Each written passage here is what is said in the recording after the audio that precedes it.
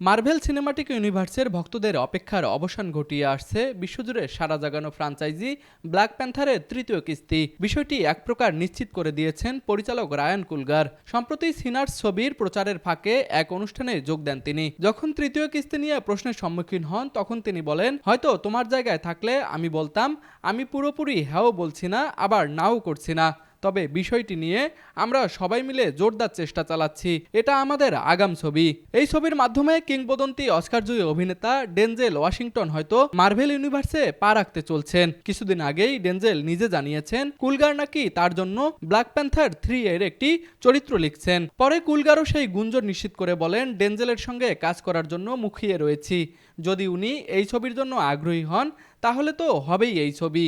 2018 সালে চ্যাডউইক বোসম্যানের নেতৃত্বে প্রথম ব্ল্যাক প্যান্থার ছবিটি মুক্তি পাওয়ার পর এটি শুধু একটি সিনেমা থাকেনি, বরং আফ্রো ফিউচারিস্টিক ডিজাইন, ওয়াকান্ডার রাজনীতি এবং টিচালার আইকনিক চরিত্রের কারণে এটি পরিণত হয়েছিল একটি সাংস্কৃতিক বিপ্লবে। তবে 2020 সালে চ্যাডউইকের অকাল প্রয়াণ গোটা মার্ভেল টিমের জন্য বিশাল ধাক্কা ছিল। তার অনুপস্থিতিতে তৈরি হয় ব্ল্যাক প্যান্থার ওয়াকাল্ডা ফরএভার, যেখানে শুরি ভাইয়ের উত্তরাধিকার রক্ষা করে নতুন ব্ল্যাক প্যান্থার হিসেবে আবির্ভূত হন এবং রামন্ডার মৃত্যুর গল্পে আবেগের বন্যা নিয়ে আসে। বিনোদন ডেস্ক, RCTV।